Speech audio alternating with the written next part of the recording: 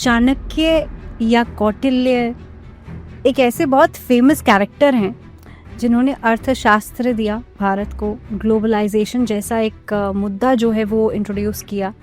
वो इस दृष्टि से लिखते ही नहीं है कि कोई मुझे अप्रिशिएट करेगा, मेरी प्रशंसा करेगा, कोई मुझे अच्छा मानेगा कि बुरा मानेगा। उन्हें लगता है कि शत्रु को समाप्त करने के लिए उसके तालाब में जहर मिला देना चाहिए, तो वो मिला देंगे और इसका स्पष्ट निर्देशन करेंगे। वो डरेंगे नहीं इस बात को कहते हुए। अर्थशास्त्र के हिसाब से टैक्सेशन सिस्टम की क्या डेफिनेशन? आचार्य चाणक्य ने घनानंद की टैक्सेशन प्रणाली के खिलाफ बिगुल फूंक दिया और एक बहुत बड़ा आंदोलन खड़ा हो गया। जैसे बाबा गांधी का खड़ा हुआ था, ऐसा एक बहुत बड़ा आंदोलन खड़ा हो गया देश में, जिसमें आचार्य चाणक्य के पीछे लाखों लोग इकट्ठा हो गए। इस बात से कुपित होकर घनानंद ने उनका सिर काट दिया और चौराहे पर टांग दिया। चाणक्य उस समय बहुत छोटे थे, नाम था विष्णुगुप्त। ब्रह्मचारी विष्णुगुप्त ने निर्णय लिया कि मेरे पिता का जो बीड़ा था वो बीड़े को मैं गिरने नहीं दूंगा, लेकिन यहाँ से छोड़कर तक्षशिला चले गए और तक्षशिला में जाकर अपने आचार्य आदि का पत्र लेके गए। वहाँ पढ़कर वहीं वो इसी पॉलिटिक्स के इसी राजनीति शास्त्र के प्रोफेसर हुए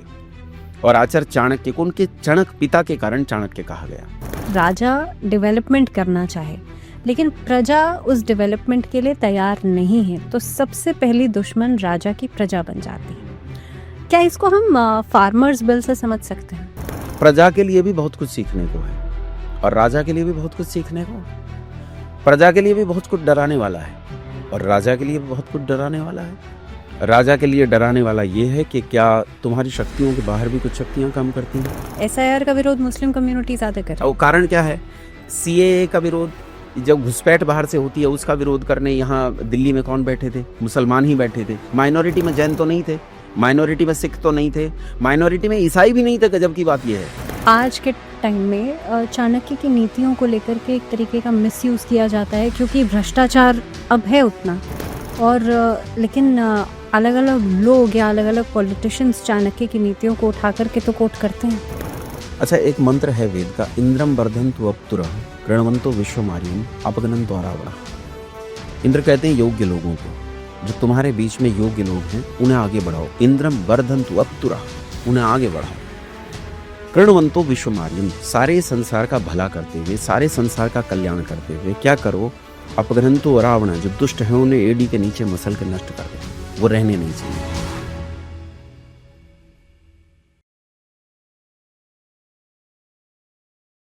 तो टाइम्स मंत्रा के साथ जुड़े रहिए। आप चैनल को सब्सक्राइब कीजिए, वीडियोस को लाइक कीजिए और बेल आइकन को प्रेस करने से आप लगातार जुड़े रहेंगे, क्योंकि जब भी कोई नई वीडियो अपलोड होगी तो आप तक नोटिफिकेशन ज़रूर पहुंचेगा। योगेश भारद्वाज जी आज हमारे साथ हैं, जो कि वैदिक स्कॉलर हैं, गुरुकुल परंपरा को बहुत ही अच्छे से समझते हैं और उसे आगे बढ़ाने के लिए लगातार प्रयास भी कर रहे हैं। सर, आप सबसे पहले तो बहुत स्वागत है आपका। धन्यवाद आपका। आचार्य जी, क्योंकि आप गुरुकुल परंपरा को बहुत अच्छे से समझते हैं, ऐसे में इतिहास में जिस तरीके की नीतियां बनाई गई, आज हम उसे समझने की कोशिश करेंगे। चाणक्य या कौटिल्य एक ऐसे बहुत फेमस कैरेक्टर हैं जिन्होंने अर्थशास्त्र दिया भारत को, ग्लोबलाइजेशन जैसा एक मुद्दा जो है वो इंट्रोड्यूस किया। आप कैसे देखते हैं चाणक्य की नीतियों को, अगर समझा जाए या डिकोड किया जाए, कैसे देखते हैं आप इसे? 3 नाम लिए जाते हैं, आचार्य चाणक्य, आचार्य कौटिल्य और आचार्य विष्णुगुप्त। कुछ विद्वानों का मत है कि तीनों अलग अलग हैं। अधिकांश विद्वानों का मत है कि ये एक ही हैं।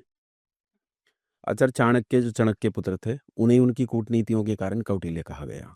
कूटनीति में बहुत निपुण थे, इसलिए कौटिल्य कहा गया। और चंद्रगुप्त मौर्य के वो महामात्य रहे, उनके प्रधान जिसे कहें मंत्रदाता रहे।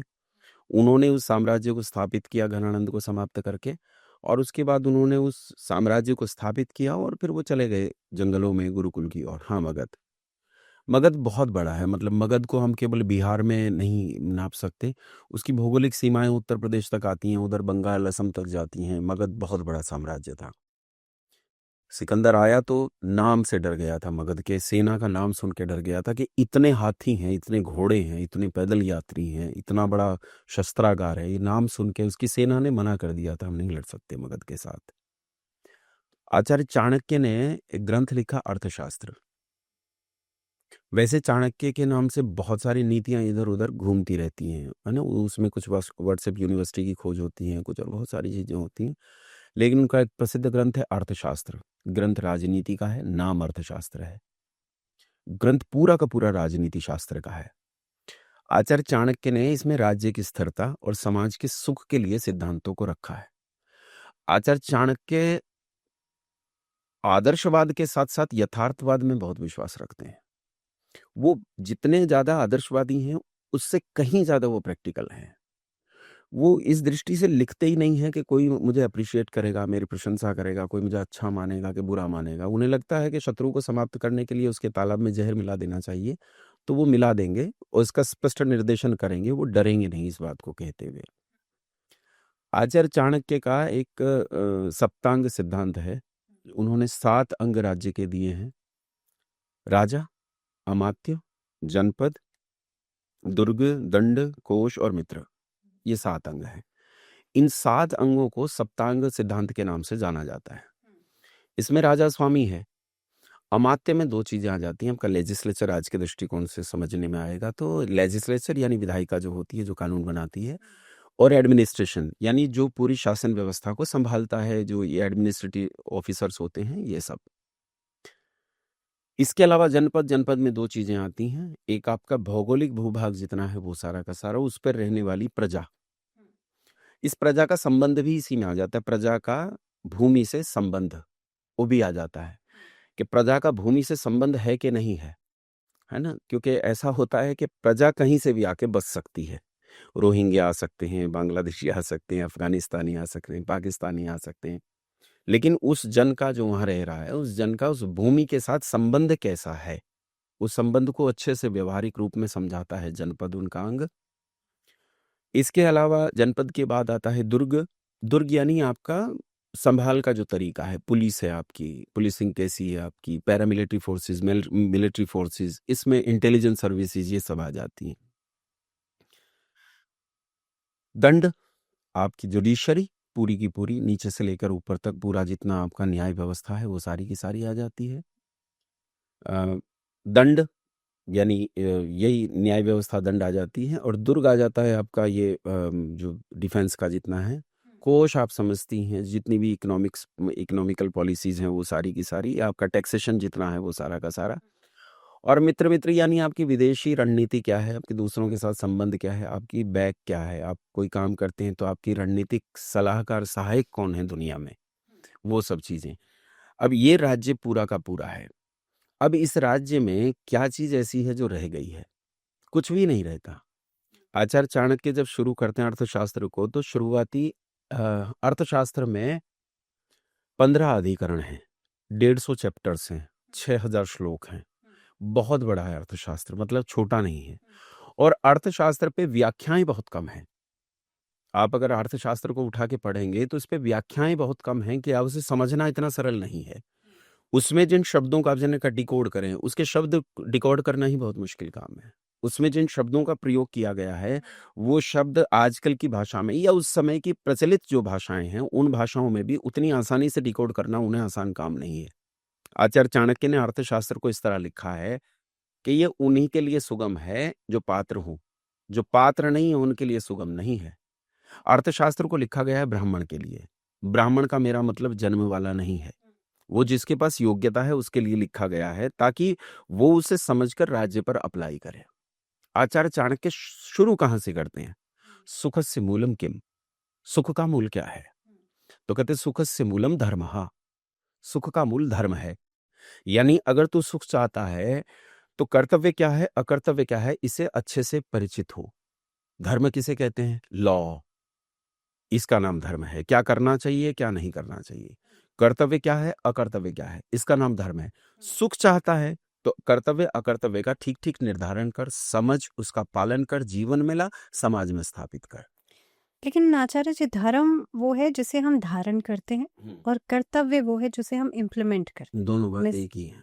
हाँ, दोनों बात एक एक ही है, लेकिन इसमें डिफरेंट कहाँ है? देखो डिफरेंट ऐसा है कि धर्म के बारे में जब पूछते हैं ना कि धर्म किसे कहते हैं, तो धर्म के बारे में आपको ऐसी विविध परिभाषाएं मिलेंगी, आप अटक जाते हैं। किसी से पूछो धर्म किसे कहते हैं तो कहते हैं निःश्रेयस सिद्धि जिससे हो उसका नाम धर्म है। यानी मुक्ति जिससे प्राप्त हो उसका नाम धर्म है। फिर दूसरे कहते हैं धृति क्षमा दमोस्तेयम शौचम इंद्रिय निग्रह धीर विद्या सत्यम क्रोधो दशकम धर्म लक्षणम। ये धर्म के 10 लक्षण हैं, लेकिन समस्या यह है कि ये तो लक्षण है, धर्म क्या है? श्रुति स्मृति सदाचार स्वस्य च प्रियमात्मना ये तत्चतुर्विधम प्राहु साक्षात धर्म से लक्षणम, ये भी लक्षण है। धर्म क्या है भाई? धर्म का सीधा हमें पता होना चाहिए। लोगों से पूछो धर्म क्या है तो कहे नहीं सत्यात परो धर्म, सत्य से परे कोई धर्म नहीं है। उनसे पूछो कहते परहित सरिस धर्म नहीं भाई, परोपकार से बड़ा कोई धर्म नहीं है। तो फिर धर्म क्या है? क्या सत्य ही धर्म है? परोपकार नहीं है। एक ने परोपकार कह दिया तो क्या सत्य धर्म नहीं है? अहिंसा धर्म नहीं है क्या? अचौर्य धर्म नहीं है क्या? ब्रह्मचर्य धर्म नहीं है क्या? ये सब धर्म नहीं है क्या? धर्म किसे माने किसे ना माने, ये एक बहुत बड़ी समस्या खड़ी होती है। और मुझे ऐसा लगता है कि इसे बहुत ही आउटर लेवल पे अगर देखा जाए तो हिंदू धर्म, इस्लामिक धर्म, क्रिश्चियनिटी, ये भी तो धर्म ही है। इनकी डेफिनेशन कैसे की जाएगी? मैं यहाँ 90 सेकंड लूंगा एक बार अपनी बात को पूरा करने में। देखो, एक चीज बहुत जरूरी चीज है कि लोग संविधान और कानून को एक ही मान लेते हैं। दोनों चीजें अलग अलग हैं। कानून अलग है, संविधान अलग है। आप दोनों को एक नहीं मान सकते हैं। धर्म का संबंध संविधान से है, कानून से नहीं। कानून यानी क्या करना है क्या नहीं करना है, ये संविधान के आधार पर तैयार हुआ है। संविधान क्या है? संविधान क्या है? पिछली बार आपकी और हमारी चर्चा हुई थी तो मैंने एक बात कही थी कि संसार में पौरुषेय और अपौरुषेय 2 चीजों को अलग अलग स्थापित किया जा सकता है। ये माइक पौरुषेय है, मनुष्य के द्वारा बनाया जा सकता है। ये कुर्सी पौरुषेय है, किसी मनुष्य के द्वारा बनाई जा सकती है। लेकिन सूर्य, चंद्रमा, पृथ्वी, आकाश, जल, वायु ये अपौरुष हैं। मनुष्य ना बना सकता है, ना उसका सामर्थ्य है, ना उसने बनाई है। इसी तरह भाषा भी अपौरुषेय है। भाषा को किसी मनुष्य ने नहीं बनाया। दुनिया का सबसे प्राचीन ग्रंथ वेद है। जो व्यक्ति जिस पुस्तक को लिखता है, उस पुस्तक से लिखने से पहले उसके पास भाषा होती है। आप हिंदी का कोई ग्रंथ लिखती हैं, आपके पास हिंदी पहले से तब लिखती हैं। आप अंग्रेजी का कोई ग्रंथ लिखती हैं, अंग्रेजी आपके पास पहले से है तब आप ग्रंथ लिखती हैं। अगर आप वेद लिख रहे हैं, इसका मतलब आपके पास उससे पहले भाषा होनी चाहिए।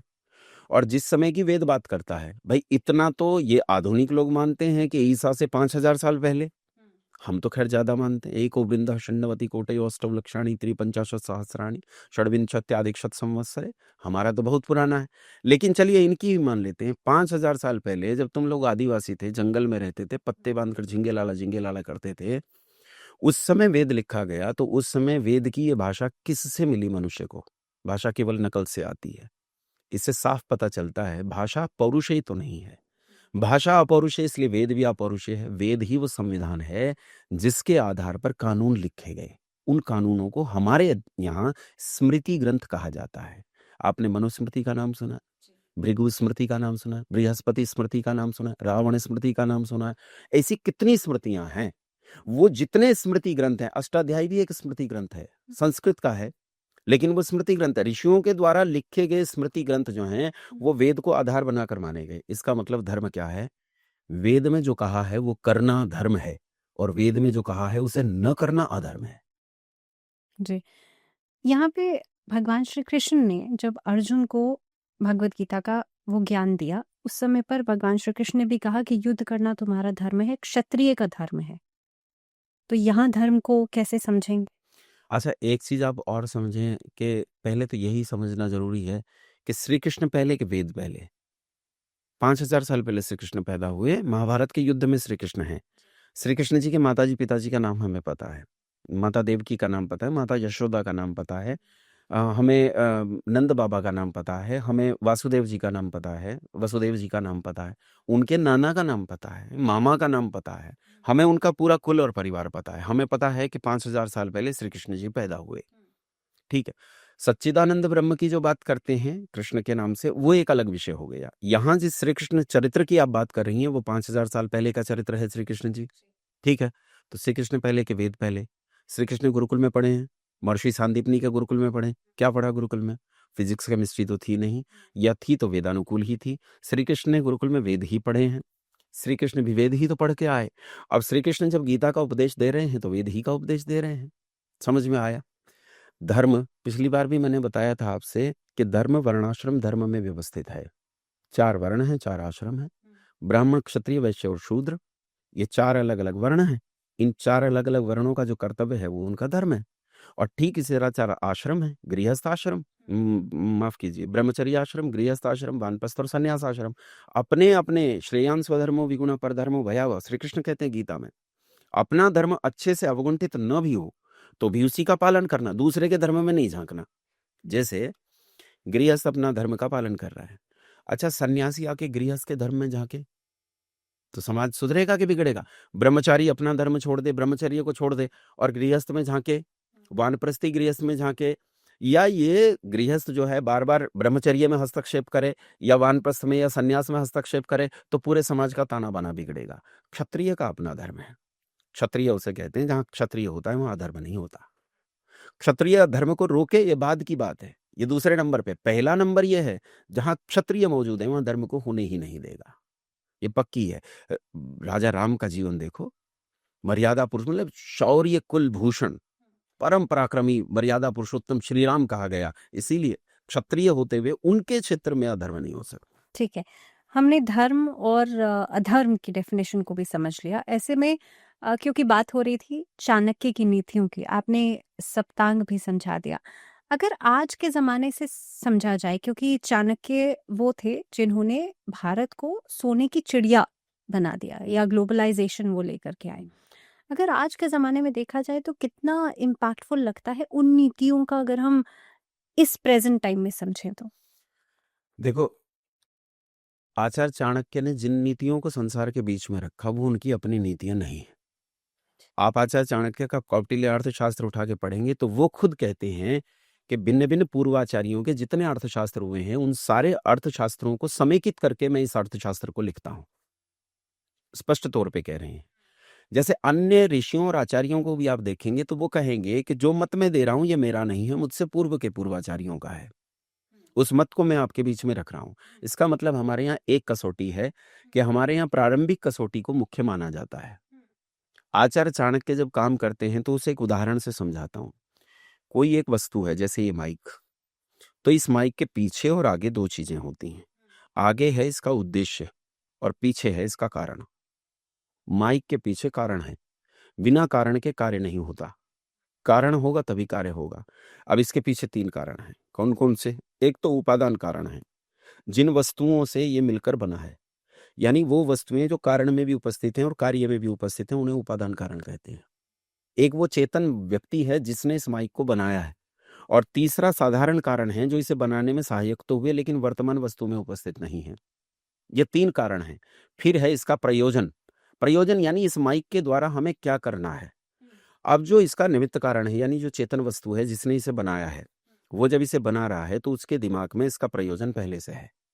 मस्तिष्क में पहले से प्रयोजन नहीं होगा तो क्यों करेगा? निष्प्रयोजन कोई कार्य होता है?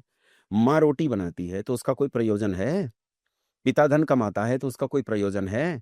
किसान खेती करता है तो उसका कोई प्रयोजन है? ये कैमरा है तो इसका कोई प्रयोजन है? ठीक इसी तरह यहाँ बीच में रखिए अर्थ, और अर्थ के पीछे कारण, और अर्थ के आगे अर्थ के प्रयोजन। आचार्य चाणक्य के सूत्र सुनो।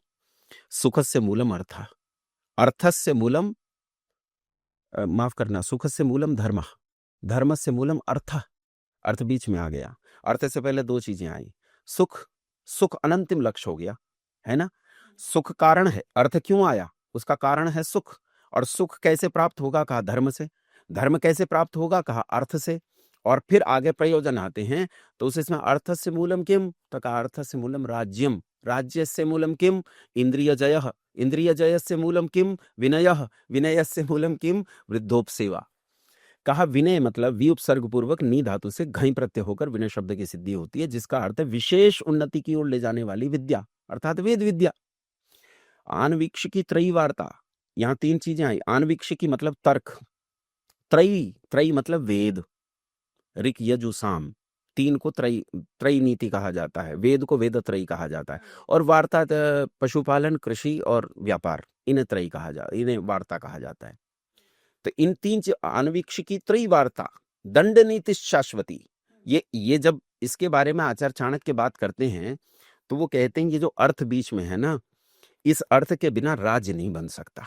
रात्रि के सप्तांग मैंने बताए, सप्तांग का केंद्र जो है, केंद्र बिंदु, आप फुटबॉल मानिए, फुटबॉल के बीच में एक केंद्र लीजिए उस केंद्र को हम अर्थ कहते हैं, उस अर्थ से ही ये सारा राज्य पालित पोषित होगा, इसके बिना काम नहीं हो सकता है। तो आप या तो राज्य के लिए या तो अर्थ के लिए काम कर रहे हैं या अर्थ के द्वारा काम कर रहे हैं। इसलिए आचार्य चाणक्य ने राजनीति का ग्रंथ लिख के नाम रखा अर्थशास्त्र। जो अर्थ नहीं समझ सकता वो राजा नहीं हो सकता। वैश्य समाज में बहुत सारे लोग हैं जो गणित को बहुत अच्छे से समझते हैं, वाणिज्य को बहुत अच्छे से समझते हैं, लेकिन इनमें सबसे तेज समझ, जो मैथमेटिकल समझ रखता है, जिसकी कैलकुलेशन सबसे तेज होती है, वो राजा ही है। अगर मैं वर्तमान राजा की बात करूं, मतलब हमारे देश में अगर राजा देखे तो पीएम की पोस्ट है। तो वर्तमान राजा जो हमारे हैं इस समय, जब ये आए 2014 में और नरेंद्र मोदी का एक तूफान उठा था, तो उस समय नरेंद्र मोदी ने मंच से एक बात कही थी जो प्रजा को समझाने के लिए पर्याप्त थी। उन्होंने कहा था, मैं गुजराती हूं, 50 का सिक्का दांत के नीचे दबा के रखता हूं। इसका मतलब है चोरी नहीं होने दूंगा, भ्रष्टाचार नहीं। अब वो होने दी कि नहीं होने दी, को क्या हुआ क्या नहीं हुआ, विपक्षी आरोप लगाते हैं, पक्ष वाले उसका निश्चित उत्तर देते हैं, लेकिन यहाँ वो एक सीधा संकेत दे रहे हैं। मैं अर्थ को अच्छे से समझता हूं। आप याद करो, दिल्ली के मुख्यमंत्री केजरीवाल, क्या कहा था उन्होंने मंच से? कहा था, मैं बढ़िया हूं, धंधा अच्छे से समझता हूं। राजा होने का सीधा मतलब है कि वो धंधा समझता हो, अर्थ समझता हो। अर्थ नहीं समझता तो राजा नहीं हो सकता। तो जो कौटिल्य की नीतियां हैं या अर्थशास्त्र है, उसका अगर हम बेसलाइन देखें तो वो सत्ता को टारगेट करता है या फिर जो राज्य की व्यवस्था है या स्थिर राज्य की व्यवस्था है उसको? देखो, भारतीय परंपरा में ना सर्वोच्च स्थान पे मुक्ति है। सर्वोच्च स्थान पे मुक्ति कहो, मोक्ष कहो, अपवर्ग कहो, निर्वाण कहो, जो आपको कहना है वो कहो, लेकिन सर्वोच्च स्थान पे मुक्ति है। इस मुक्ति के लिए हम समाज का गठन करते हैं। हमें जाना मुक्ति में है, लेकिन गठन हम समाज का करते हैं, क्योंकि हमें लोक मुक्ति यानी मोक्ष, अपवर्ग, संसार से छूट जाना, जन्म मरण के आवागमन से छूटना। लेकिन यहाँ पे जो ऐसी ऑडियंस है या जो लेमन है, उनको मोक्ष भी समझ में नहीं आता ना, मोक्ष का मतलब क्या है? वो मैं बताता हूँ। देखो, मोक्ष कहते हैं अनंत सुख को, यानी मोक्ष में गए तो अब जन्म मरण के आवागमन से आप मुक्त हो गए हो। अब जन्म मरण का जो बंधन है, देखो यहाँ सब दुख ही दुख है, लेकिन यहाँ सब सुख ही सुख है। इसे समझना है। नेत्र क्या है? सुख है। नेत्र नहीं हो तो पता चलेगा सुख है कि दुख है। कान क्या है? सुख है। लेकिन नेत्र के पीछे दबे पांव दुख खड़ा है, श्रोत्र के पीछे दबे पांव दुख खड़ा है। 40 की उम्र में जाके हमारा चश्मा आ जाता है, कान खराब होने लगते हैं, त्वचा खराब होने लगती है, चीजों में बिगाड़ आने लगता है। संसार में जितने सुख हैं, लड्डू में सुख है, लेकिन 20 लड्डू के बाद देखने को मन नहीं करेगा उस लड्डू को, उसमें दुख पैदा हो जाएगा। हर सुख के पीछे दबे पांव दुख खड़ा है।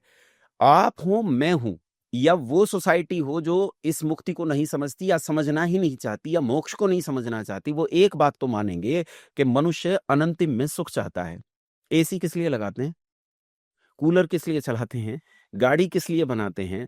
हम यहाँ इतना सब लाइट, इतना सब धंधा जोड़ के बैठे हैं, किस लिए? सुख के लिए। सत्ता भी किस लिए? सुख के लिए, समाज को सुख हो जाए। सुख ही अंतिम लक्ष्य है, जीव का अंतिम लक्ष्य सुख है। लेकिन अगर इंसान सिर्फ अपने ही सुख के बारे में सोचे, क्योंकि सत्ता को लेकर के तो बस भागदौड़ यहाँ है ना। यही आ जाता है। अब दो तरह के सुख हो गए, एक इहलौकिक सुख, एक पारलौकिक सुख। पारलौकिक सुख मोक्ष है, जिसे वो समझना नहीं चाहते। मैं तो समझूंगा, लेकिन वो समझना नहीं चाहते। ठीक है, मत समझो, तो इहलौकिक सुख को समझो, संसार के सुख को समझो। संसार का सुख दो तरह से है, एक तो मेरा अपना अकेले का सुख जिसे स्वार्थ कहते हैं, और एक ऐसा सुख जो सामाजिक सुख है, मैं सारे संसार के लिए चाहता हूं। इसलिए हमारे यहाँ कार्य नहीं किया जाता, यज्ञ या हवन किया जाता है। हम जो कार्य करते हैं उसमें हमेशा ये दिखते हैं कि मेरे काम में जन कल्याण शामिल है या नहीं है। अगर मेरे कार्य में जन कल्याण शामिल नहीं है तो मैं इस कार्य को अच्छा नहीं मानता। हम उस कार्य को तब अच्छा मानते हैं जब उसमें जन कल्याण शामिल हो। आचार्य चाणक्य जब अर्थशास्त्र लिखते हैं तो इस अर्थशास्त्र में जन कल्याण ही मुख्य है। अब जन कल्याण में दो चीजें फिर मैं कह देता हूं, एक तो मेरा स्वार्थ, मुक्ति मेरा स्वार्थ है। मैं आपकी मुक्ति नहीं खोज सकता, मैं उनकी मुक्ति नहीं खोज सकता, मैं मेरी मुक्ति पर प्रयास कर सकता हूं, वो तो स्वार्थ है।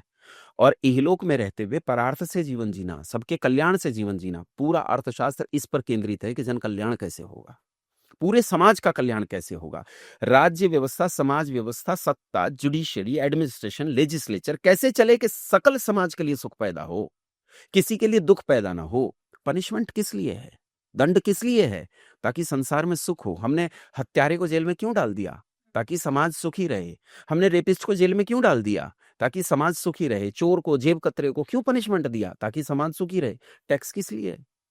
ताकि हम इंफ्रास्ट्रक्चर बिल्ड कर सकें, उससे समाज सुखी होगा। ये बहुत जरूरी चीज है। टैक्सेशन सिस्टम की बात करते हैं। टैक्सेशन सिस्टम आज के टाइम में तो मैं बाद में समझूंगी, लेकिन उस समय में अर्थशास्त्र के हिसाब से टैक्सेशन सिस्टम की क्या डेफिनेशन? देखो, आचार्य चाणक्य की शुरुआती टैक्सेशन से होती है। अगर कहानी पर बात करें तो आचार्य चाणक्य का नाम ही चाणक्य के कारण है। उनके पिता का नाम चाणक्य था। आचार्य चाणक्य जो हैं वो राजनीति के प्रोफेसर थे, और उस समय कहा जाता है कि वो राजनीति के सबसे बड़े प्रोफेसर माने जाते थे। आचार्य चाणक्य ने घनानंद की टैक्सेशन प्रणाली के खिलाफ बिगुल फूंक दिया, और एक बहुत बड़ा आंदोलन खड़ा हो गया, जैसे बाबा गांधी का खड़ा हुआ था। ऐसा एक बहुत बड़ा आंदोलन खड़ा हो गया देश में, जिसमें आचार्य चाणक्य के पीछे लाखों लोग इकट्ठा हो गए। इस बात से कुपित होकर घनानंद ने उनका सिर काट दिया और चौराहे पर टांग दिया। चाणक्य उस समय बहुत छोटे थे, नाम था विष्णुगुप्त। ब्रह्मचारी विष्णुगुप्त ने निर्णय लिया कि मेरे पिता का जो बीड़ा था, वो बीड़े को मैं गिरने नहीं दूंगा। अभी कुछ दिन मैं शीत निद्रा में चला जाऊंगा, ताकि मेरे बारे में कोई न जाने, क्योंकि घनानंद उनका विरोध करना चाहता था। वो यहां से छोड़कर चले गए, निकट नालंदा था, लेकिन यहां से छोड़कर तक्षशिला चले गए, और तक्षशिला में जाकर अपने आचार्य आदि का पत्र लेके गए। वहां पढ़कर वहीं वो इसी पॉलिटिक्स के, इसी राजनीति शास्त्र के प्रोफेसर हुए। और आचार्य चाणक्य को उनके चाणक्य पिता के कारण चाणक्य कहा गया। इसी टैक्सेशन प्रणाली के कारण क्रांति हुई थी। क्रांति का मूल कारण टैक्सेशन प्रणाली थी। उस समय चिता में जलने वाली लकड़ी पर भी टैक्स आ गया था। आचार्य चाणक्य ने इसका विरोध किया था, और आचार्य चाणक्य इस विरोध को आचार्य चाणक्य ने उठाया। पर आचार्य चाणक्य एक बात समझ गए कि इस पूरी राज व्यवस्था को बदले बिना टैक्सेशन प्रणाली को नहीं बदला जा सकता। जैसे मान लीजिए मैं जीएसटी पर आज आक्षेप करने लगूं, जीएसटी ठीक नहीं है। भाई, मैंने गाड़ी खरीदते समय यार मैंने one time life time tax पे कर दिया ना, गाड़ी के साथ 1,00,000-2,00,000 रुपए मैंने दे दिए हैं। अब उसके बाद ये टोल किस लिए ठोक दिए? और मैं कहूं ये अन्याय है, ये ठीक। हाले उनके पास अपना तर्क होगा, मैं समझाने के लिए कह रहा हूं। तो वो कहेंगे जी ये मेंटेनेंस टैक्स है ना? हम कहेंगे फिर तो सीमेंट का टैक्स अलग लोगे, रोडी का अलग लोगे, हैं? तुम्हारा जो लेबर खड़ी है उसका टैक्स अलग लोगे, तुम लाइनें खींच रहे हो सड़कों पर उसका टैक्स अलग लोगे। फिर कितने टैक्स बनाओगे? कितने? जब तुम टैक्स को समेकित कर रहे हो तो एक प्रकार के टैक्स को एक ही स्लैब में रख दो, एक ही नाम से बंच कर दो। ऐसा मत करो ना कि एक ही टैक्स को 20 टैक्सों के रूप में लो, सबको जीएसटी लागू करो। ये सब नहीं करता। तो उस समय यही टैक्सेशन इतना ज्यादा क्लिष्ट, इतना कॉम्प्लेक्स हो गया था कि इसकी कॉम्प्लेक्सिटी ने समाज को त्राहिमाम की स्थिति में खड़ा कर दिया था। आचार्य चाणक्य का बिगुल ही टैक्सेशन के खिलाफ था। इसीलिए अर्थशास्त्र का नाम अर्थशास्त्र है। लिखी पॉलिटिक्स है, लेकिन नाम अर्थशास्त्र है। तो टैक्सेशन, आज भी टैक्सेशन बहुत अच्छी स्थितियों में नहीं है। हम डोनेशन और टैक्सेशन के बीच में फर्क नहीं कर पाते, हम दान और कर के बीच में अंतर नहीं कर पाते। आज हम दक्षिणा और सैलरी वृत्ति के बीच में अंतर नहीं कर पाते। हमें दक्षिणा, जिसे सैलरी कहते हैं, उसमें और दान में अंतर पता नहीं है। दान में और टैक्सेशन में अंतर पता नहीं है। बहुत बड़ी बड़ी संस्थाएं हैं, डोनेशन के नाम पे कितना सब कारोबार चल रहा है, क्या आप नहीं जानती हैं? क्या हम टीवी पे बैठ के इन बातों को करें कि विदेशों से हजारों करोड़ रुपया कर मुक्त संस्थाओं के खाते में आता है नकली तरीकों से, और इसी देश में आकर उस धन का दुरुपयोग किया जाता है। इसी देश में आकर उसी धन से प्रजा का दोहन किया जाता है। क्या हम नहीं जानते इलेक्शन कैसे लड़े जाते हैं? क्या हम नहीं जानते कि डीप स्टेट कैसे काम करता है? वो सब चीजें उस अवैध टैक्सेशन प्रणाली के कारण, और अवैध पैसे की इधर से उधर, जिसे क्या कहते हैं आप लोग, मनी लॉन्ड्रिंग, उसके माध्यम से जो पैसा इधर से उधर, लिक्विड पैसा इधर से उधर घूमता है, उसी के माध्यम से होती है। आप कितना भी कुछ उठा लो, कितना भी बड़ा क्रांतिकारी कदम उठाओ। अभी कुछ दिन पहले अन्ना हजारे, अभी सुना है फिर से दोबारा अंगड़ाई ले रहे हैं। खैर वो लेंगे कि नहीं लेंगे भगवान जाने। कहीं ऐसा हो, कुछ लोग अच्छा मीम बना रहे हैं कि शायद एक और केजरीवाल पैदा होने वाले हैं। तो उन्होंने जो कुछ उठाया, वो क्या लोकपाल बिल, वो लोकपाल बिल, या उन्हीं के साथ स्वामी रामदेव जी ने जो नोट पर पैसा उठाया था, छोटा नोट होना चाहिए, और उन्होंने इकोनॉमिक्स पर एक बहुत बड़ी पॉलिसी दी थी, जो भाई राजीव दीक्षित की पॉलिसी थी। भाई राजीव दीक्षित ने भी उसे बड़े स्तर पर उठाया था। लेकिन वो सारी की सारी पॉलिसी इसी अर्थ के चारों तरफ घूमती है। पूरा राज्य व्यवस्था, आप देखो ना, टीवी में बैठकर डिबेट करने वाले लोग यही बताते हैं, हमारा राज्य जब तक था तो इतना कर्ज था, अब इतना कर्ज हो गया है। आधुनिक लोग बताते हैं कि इकोनॉमिक्स ने कितनी बड़ी अंगड़ाइयां ली हैं, स्टार्टअप है, एमएसएमई है और हमारे अंदर जो मेक इन इंडिया जैसी संस्थाएं जो ग्रो कर रही हैं, ये सब चीज़ें जो बढ़ रही हैं, ये सब धन के ही आसपास घूम रही हैं। आचार्य चाणक्य का पूरा व्यवहार इसी टैक्सेशन पर खड़ा है। लेकिन आचार्य चाणक्य ने विदेशी व्यापार के बारे में भी बात की, सिल्क रूट के बारे में भी बहुत ज़्यादा ज़ोर दिया उन्होंने। ऐसे में आज के तारीख में अगर हम आत्मनिर्भर भारत की बात करते हैं, तो इसमें कैसे इसे समझा जाए? देखो, आज का सिल्क रूट तो बदल गया है। उस समय का सिल्क रूट अलग था। सिल्क रूट सिल्क शब्द से पैदा हुआ था कि भाई चाइना का सिल्क बढ़िया माना जाता था। भारत बीच में पड़ता था। इधर ये आपका जो मिडिल ईस्ट पड़ता है वहाँ और यूरोप के क्षेत्रों के लिए एक रास्ता बनता था। क्योंकि भारत केवल भारत तो था नहीं। भारत इसके परे अफ़गानिस्तान है, अफ़गानिस्तान के परे उज़्बेकिस्तान है, कज़ाकिस्तान है, तुर्कमेनिस्तान है, पाकिस्तान है, सिंध है, बलूच है, ये पूरा इलाका भारत था। तो ये पूरा रास्ता बनता था, तिब्बत वगैरह, ये पूरा रास्ता बनता था, पैसेज बनता था। सिल्क क्या था? सिल्क एक उत्पाद था जो बहुत हल्का था और कीमत बहुत ज़्यादा थी। और यूरोप के देशों में और जहाँ धनी देश थे, खैर मिडिल ईस्ट तो उस समय इतना धनी नहीं था, ये तो गरीब थे, वो तेल वेल मिल जाने से थोड़ा पैसा आ गया है। लेकिन यूरोप में इसकी मांग बहुत ज़्यादा थी, वो थोड़ा लग्जरी में जीने वाले लोग हैं, तो इसलिए ये एक रास्ता बन गया। तो उस समय इस प्रोडक्ट को भी ये माना गया कि महंगा है, हल्का है, तो ये व्यापार के लिए एक प्रमाण बन गया, एक आदर्श आदर्श उत्पाद बन गया कि इस उत्पाद के माध्यम से उसे सिल्क रूट माना गया। आज तो सिल्क रूट सॉफ्टवेयर हो गया है। आज आईटी सेक्टर्स जो हैं उस सिल्क रूट के अंतर्गत हम उसे गिनेंगे उत्पाद के तौर पर अगर देखें, और उनके रास्ते भी दूसरे हैं। जैसे यूरोप है, अमेरिका है, ऑस्ट्रेलिया है या और दूसरे देश हैं, जियोपॉलिटिक्स के हिसाब से देखें तो निश्चित रूप से सिल्क रूट, ग्लोबलाइजेशन, विदेशी व्यापार तब भी उतना ही प्रामाणिक था और आज भी उतना ही प्रामाणिक है। मैं बस इतना कहना चाहता हूं कि ऋषियों के जो सिद्धांत होते हैं वो सार्वकालिक होते हैं, अल्पकालिक नहीं होते, वो समयबद्ध नहीं होते। जब उन्होंने विदेशी व्यापार की बात की तो विदेशी व्यापार में आचार्य चाणक्य और स्वामी दयानंद सरीखे लोगों ने समुद्र के पार जाने के अंधविश्वास को तोड़ा। हमारे देश में एक अंधविश्वास फैल गया था कि समुद्र के पार अगर जाएंगे तो धर्म भ्रष्ट हो जाएगा, तो इन दोनों ने इस बात को तोड़ दिया। नहीं, ऐसा नहीं है, समुद्र के पार हमें जाना चाहिए। अरे 2/3 दुनिया भर के व्यापार में 2/3 हिस्सा हमारा था, समुद्री मार्गों से नहीं रहा होगा क्या? समुद्री मार्गों से रहा होगा। तो उन्होंने समुद्र पार जाना दूसरे देशों के साथ। दूसरी चीज एक और है, व्यापार केवल अर्थ केंद्रित नहीं होता, व्यापार से संस्कृतियां फैलती हैं, व्यापार से भाषाएं फैलती हैं, व्यापार से शिक्षा फैलती है, व्यापार से उपदेश फैलता है। ये जो जितना व्यापार है ये नहीं फैलता क्या? अच्छा एक बात सोचो, अंग्रेज भारत में व्यापार करने आए, साथ में अंग्रेजी लाए। आज भारत में हम लोग आपस में अधिकांश लोग किस भाषा में बात करना चाहते हैं? जो पढ़े लिखे लोग दिखते हैं वो किस भाषा में बात करते हैं? अंग्रेजी भाषा में बात करना चाहते हैं। मैं भी संस्कृत के कुछ वाक्य और शब्द बोलूंगा तो लोग सोचें पिछड़ा हुआ आदमी, अंग्रेजी के कुछ शब्द और वाक्य बोलूं, हाँ पढ़ा लिखा आदमी है।